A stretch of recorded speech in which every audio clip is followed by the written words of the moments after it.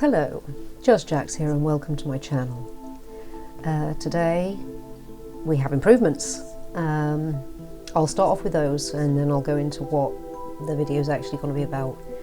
So improvements are more in focus, lines have gone, way less grainy. So we're a step in the right direction. I should, after this video and the next, which is, this will be a two-parter, as it was fairly long. So we have Starry Night Sky part 1 and part 2 to look forward to. Part 2 will be of similar quality as part 1, as they were recorded at the same time. And like I say, fingers crossed, come the next videos. Well, I think I have a little one that I may put up. If I do that, will be just a very little one. It's something to do with my banner. That's all. And that one will be same quality as this one, and the part 2 of this one. Then after that, all things going right and well, we should have no lines, no grain, in focus, good colour, and voiceover as we're going. You know, running commentary rather than voiceover, which I'm doing again today. So yes, that's some of the improvements. As for what I'll be doing today in this video, it's 2 canvases, much like the first one. This is another pair, and the theme was blue and sky, and we have some reference material. My friend sent me a picture of the sort of thing she wanted, and as you can see right now, it was a small heart-shaped canvas. She didn't really want the heart. Of a really nice sky scene. She just wanted it more blue and purple, and this is quite pale, this one. It's the original source material, that's a bit more fairy-like. So we went for a slightly bolder theme with the blues and the purples and being a bit more deep, not so wishy-washy. So yes, that's just what this little piece is here. Again, these are acrylic on canvas, using colours titanium white, cerulean blue, ultramarine blue. I don't think I touched the crimson red at all this time, didn't have need to. The outright purple, again, made an appearance. And I also used a little metallic acrylics, and that was just quite simply metallic white, metallic silver, again nothing fancy, just straight up. And they were the only 2 in the end. Didn't want to overdo it. Oh no, I tell a lie, and a little metallic gold for the moon. So yes, hopefully you'll enjoy these as they come out clearer. I've also kept, since I've been using the same palette and the same colour theme as in the first 2 videos, you'll see I was using the lovely cling film trick, kept that palette there so we could use those colours again, because there's no point in wasting. These were all done in consecutive days, and as I said in the other videos, that's the beauty of cling film. It will preserve your paint for you, so you don't have to waste it. So yeah, as you can see, I started with a little just experimenting. I wanted to find the right brush. I didn't use this brush in the end. I gave it a little feel, and I had a rather trusty old hog hair brush that I ended up using. It was a little bit smaller, it held the paint a little bit better, and I had a bit more control over it. So yes, I'll let you crack on with the viewing, and I will chip in again very soon.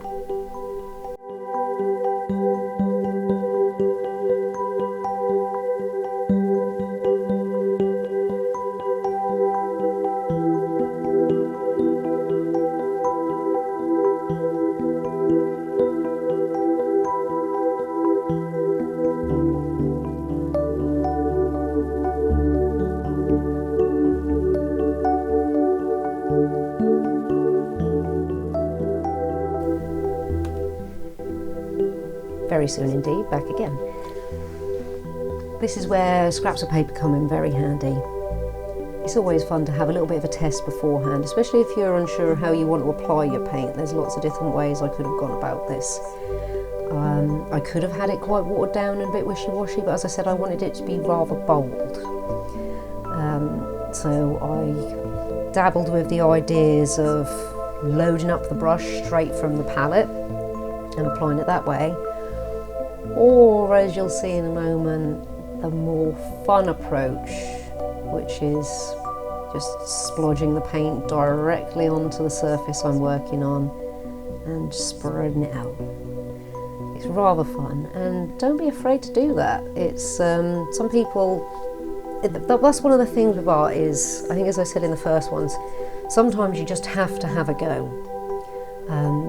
In the small video I may put up, that will give you a good example of what happens if you don't just put pen, pencil, paint, whatever to canvas, paper, so on and so forth. You tend to stall a bit. I did stall in that one several times, where it's just umming and ahhing rather than just doing something. Once I started doing something, it all started flowing. So you'll get your hesitant moments where you're unsure what to do, but trust me, the second you just start putting that pen or pencil to paper, canvas, so on, your creativity will take over. So yes, as mentioned, this is the fun bit. I do love playing with paint. And it's really liberating as well to just not be all caught up in it's got to be here and within the lines and only this amount and a little splodge here and a little splodge there. Just go a little bit hell for leather sometimes. You'll be surprised what come out. And I really like this, so this is what I went with, was the splodge and spread.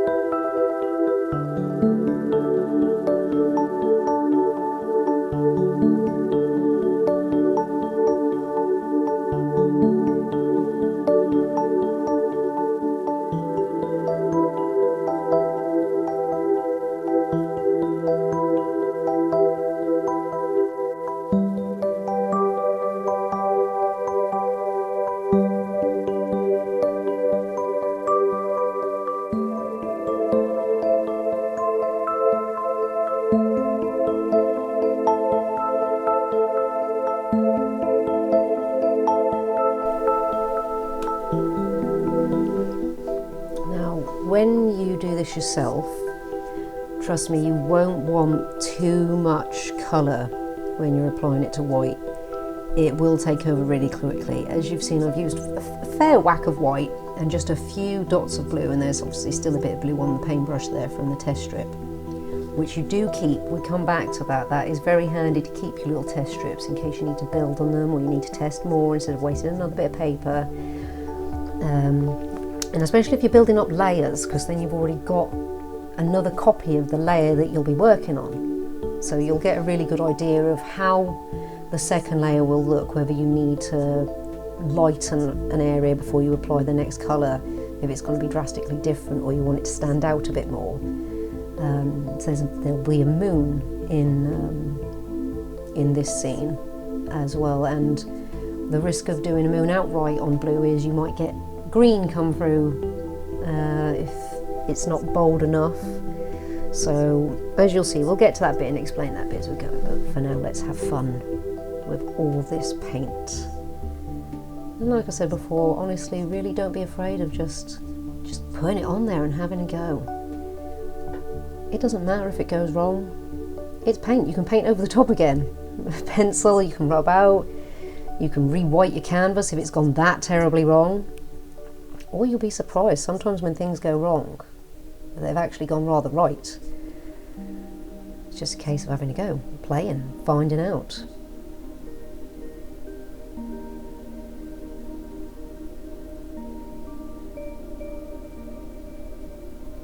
As again with mentioning the first, with the do you go round the edge, do you stick to the flat?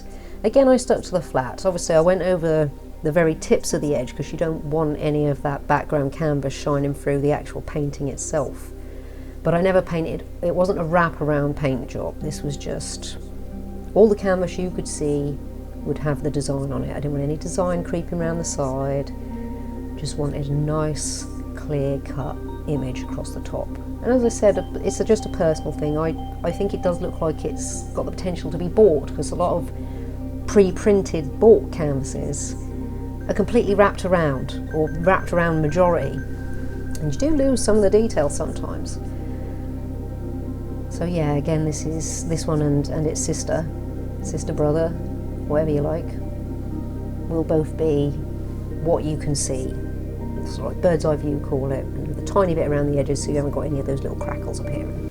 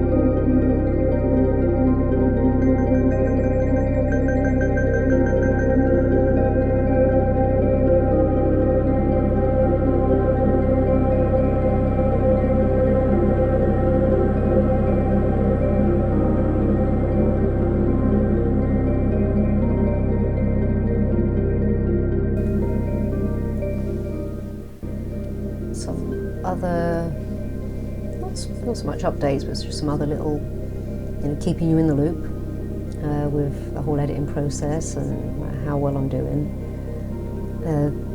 This one did have a timestamp on as well, which I thought I got rid of at this point, but I hadn't. I believe the timestamp is gone as of the next little video. Since I've mentioned it so much, it may as well go up. It is just a little video, and it's just me working out where my banner's going to be to begin with, what it's going to look like to begin with.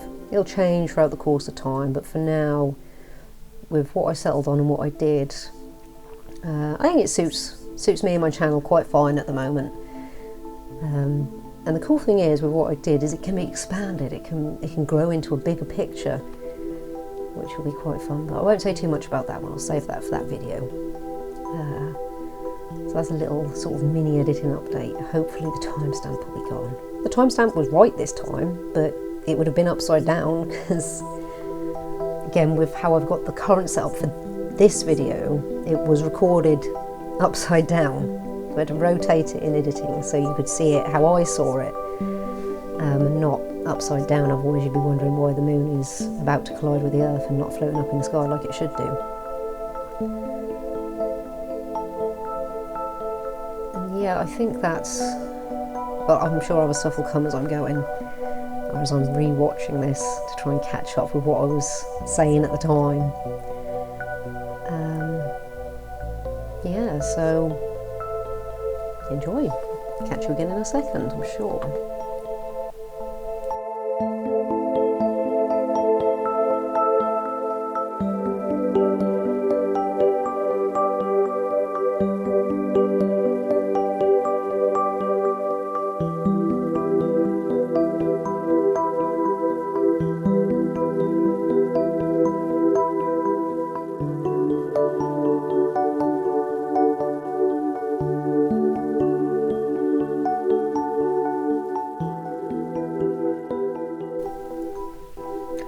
Oh yes, for those who did see my first couple of videos, I did say, because I think how they ended, I show you them when they were still in the drying process, and sometimes when pictures are fully dried, obviously the paint has a slightly different tint to it.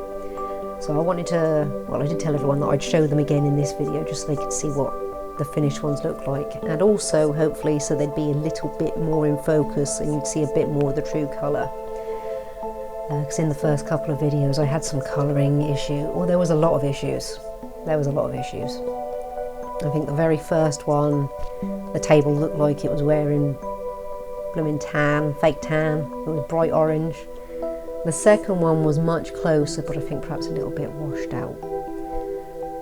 Oh yes, and there will be some rather janky cuts in this one, where, because there was built in these canvases, there would have been a lot of drying time in between.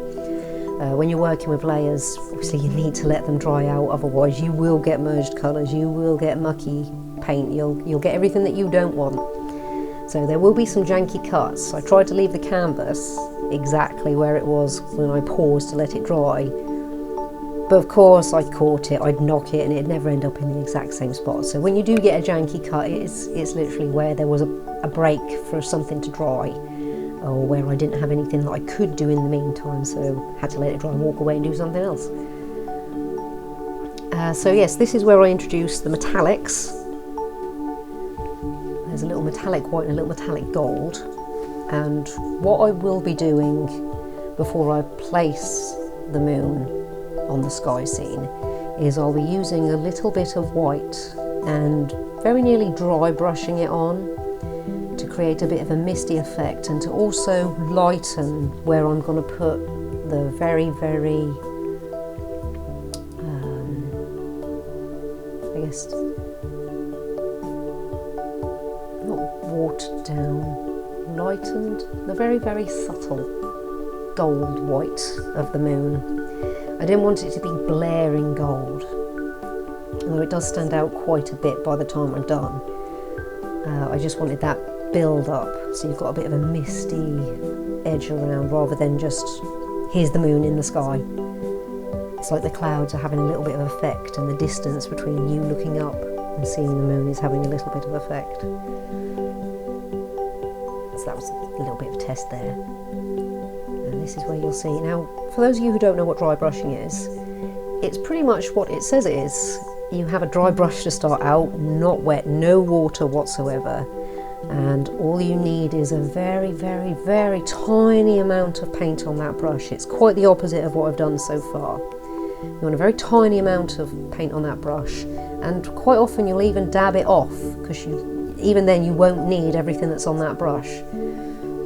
And then just start brushing it around, dragging it out, whichever angle you're doing, for whatever you want to achieve. It's a really nice effect. A lot of people use it who like to paint miniatures, because it has a very good effect and it can highlight creases and detail in small things. And like I say, it also has a very, very good effect and use throughout canvases and working on flat surfaces as well. Like I say, to create a bit of a misty effect, if you want sort of a smoky effect as well, anything like that where it's not fully, where it's semi-translucent, dry brushing is very good for that. And so is washes, different things, different reasons. We'll touch upon washes when we get there. But yeah, that's a dry brush, so very little paint, bone dry brush, dab off quite a bit of that paint as well before you start applying it to what you want to apply it to.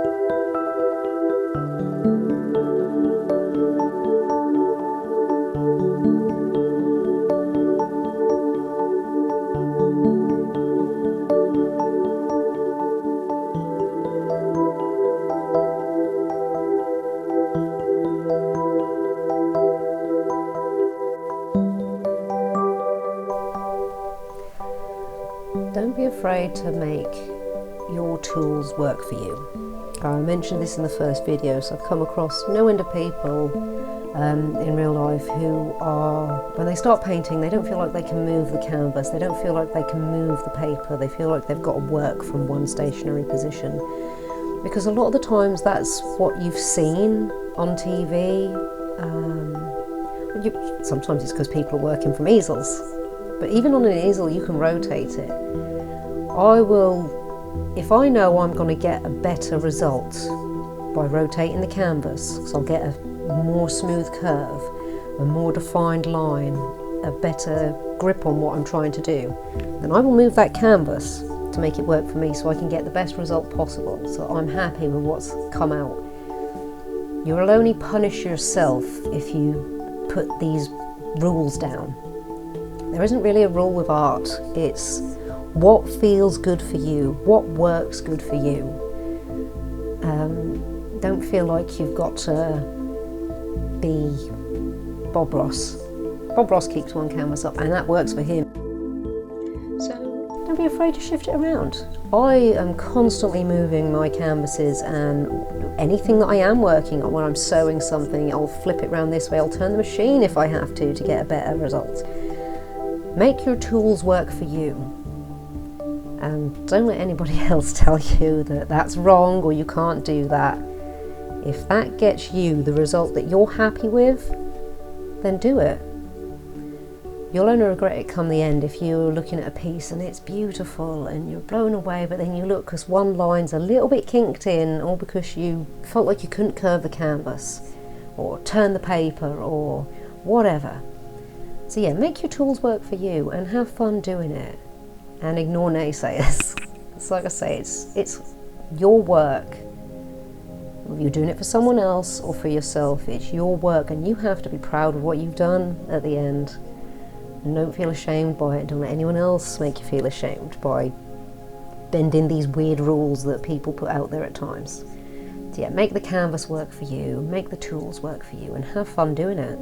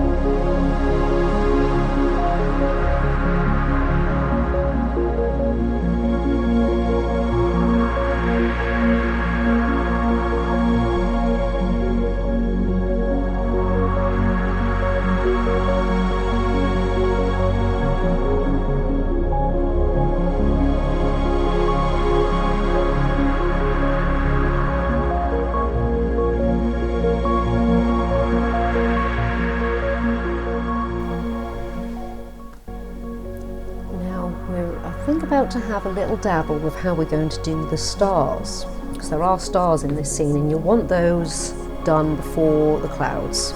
Stars are further away than clouds, so with this I'm using the opposite end of the brush. So these are little stars, I'm not painting a star shape, they're far away, so you just want a little dot. And the reverse end of a paintbrush is brilliant for this.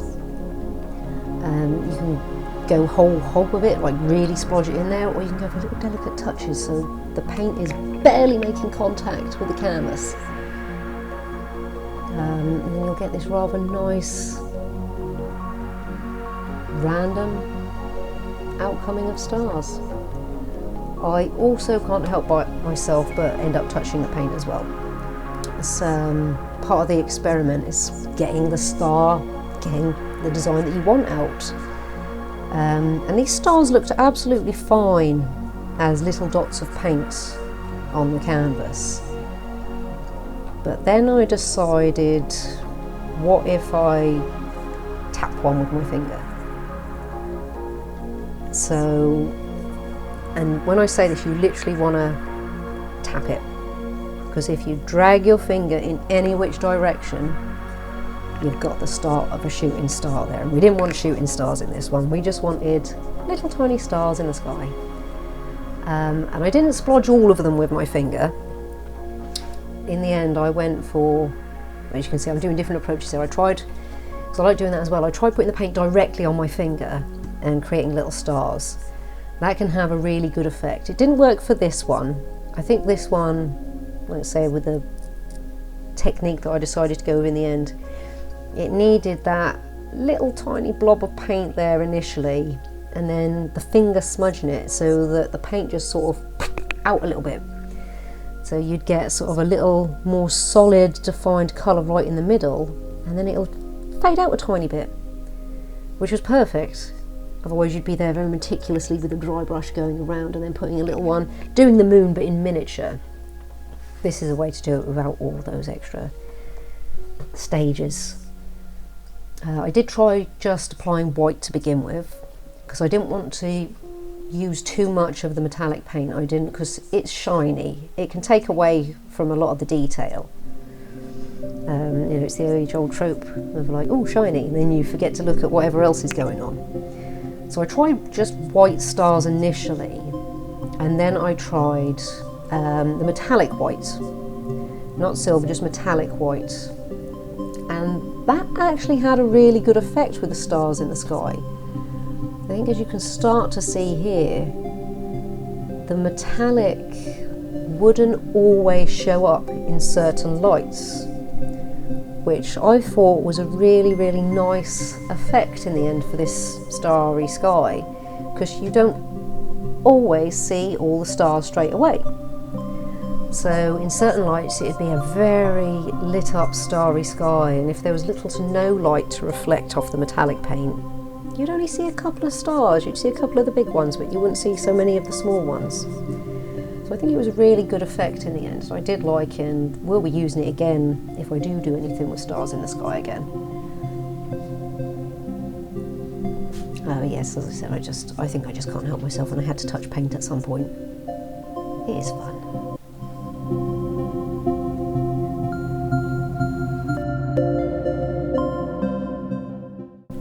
Oh yes, and this is also, as you can see, where the scrap piece of paper came in. This was my test strip from earlier on when I was working out how I was going to do the blue sky. As I was unsure how I wanted to apply the stars, this was a real saving grace, because I didn't have to, especially with how this sky was applied. It's not a case of I could put a star on there and then paint it over again. Although it wouldn't be too hard. This is where these test strips come in handy. It just saves you. It saves you if you're not sure. Give it a little play first, get to a point where you're happy with your result, then take it to your piece of work and apply.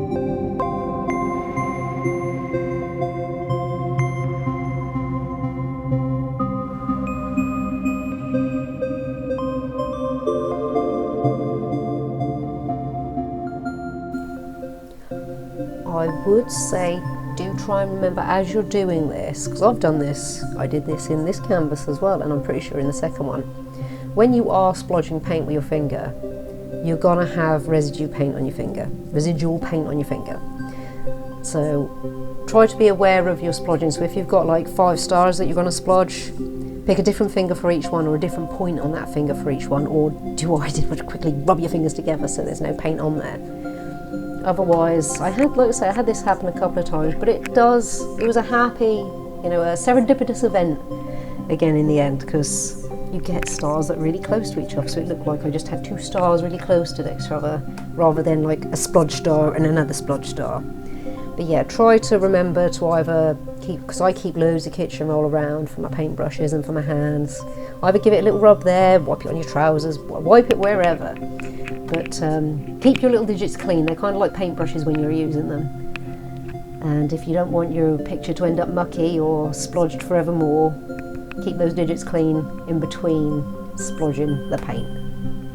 It will help.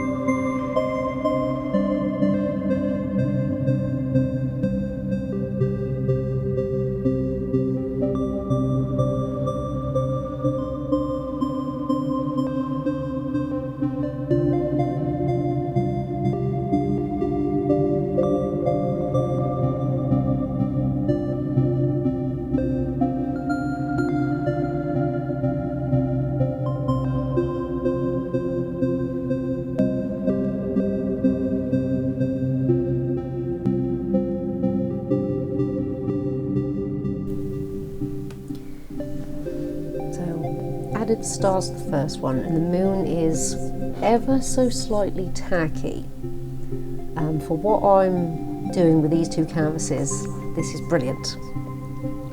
I want to try and get the moon in approximately the mirrored position on the second canvas. So it's almost like, moon at the beginning of the night, moon at the end of the night / early hours of the morning. So yeah, this is a handy little sort of trick I think I'm about to do anyway. It looks like it's what I'm about to do. But get your 2 canvases lined up with one another, bring them in like a book, and from behind touch the center of the moon and make it dab that second canvas for you. So you've got a little point of reference. So I think I did it the other way around here, but yes, it's like I'm pressing in on the unmooned canvas just enough, and you'll see I get a tiny, tiny, tiny little dot. Now it's the only dot on that canvas, so I'm not going to get confused. That's where I want my moon to be. Now it won't end up perfect, but it's going to be approximately where I want it, which is fine. That's, like I said, nothing's perfect. Nature isn't perfect. Though it does come close at times, doesn't it? Let's be honest, especially with those spiders' webs and the geometrical shapes that come into play with nature. It's quite incredible. So anyway, back to the moon. So we have our little point of reference, we know where we're going to start, so it's the exact same technique as we did with the first canvas. A little bit of dry brushing with the white to lighten up the area, and then we'll apply that really pale metallic gold base. And we did a few layers of that pale metallic gold, so we could build up a little bit, making it a little bit more bolder each time. It's always good to do many thin layers over one thick layer when you're building up something like this. The sky background was a different kettle of fish. You could be thick with that. You can just apply that straight away. It has a really nice effect. With little detail and things that you want to have sometimes like a bit more depth to them, or to look a bit three-dimensional, build up the layers, light thin layers, adding more and more, because it's easy to add more to make something bolder. It's harder to take it away to make it paler, especially if you want some of that background showing through. You sometimes have to start again when you just go in there bold straight away with layers, with like in this instance you've got sky in the background, moon in the forefront. If I just slapped straight out bold gold right on there and I was unhappy with it, it would be far harder to wash that back and build it up again than it would be if I were to just have started pale and built up the layers. So it is definitely good to do it that way. It will save you some grief. Obviously it doesn't always work out, and you can still go over the top accidentally, but it's nowhere near as off-putting. Sometimes you can get put off when things don't go right, can't you? Don't. Try not to. Just have another go. Sometimes you have to walk away from stuff and then come back to it, because you need a clear head. When things don't go right, you don't always then think there's any redeeming it. It's, you know, oh, it's doomed, oh, it's no good now. Sometimes you do just need to walk away, have a cup of tea, have a smoke, have a whatever, go to the toilet, walk your dogs, you know, cuddle your pets, then come back to it with a more relaxed state of mind and have a look at it and see what you can do to fix it. Because you will be able to fix it. You will think of something to do, and if you can't think of something to do, you can research, you can look for ideas, tips, tricks. Well, the beauty of Google, eh? And YouTube. So yeah, I'd go for multiple light layers over one big fat one in this instance.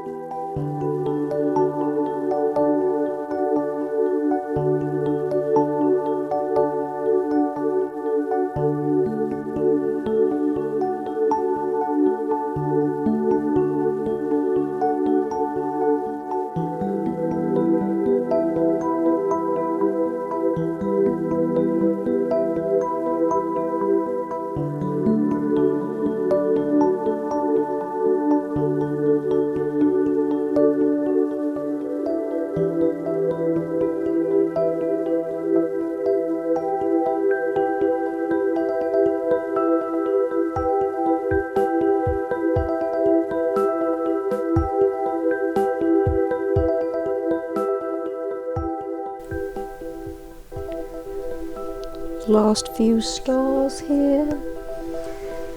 And then this will be the end of part 1 pretty much.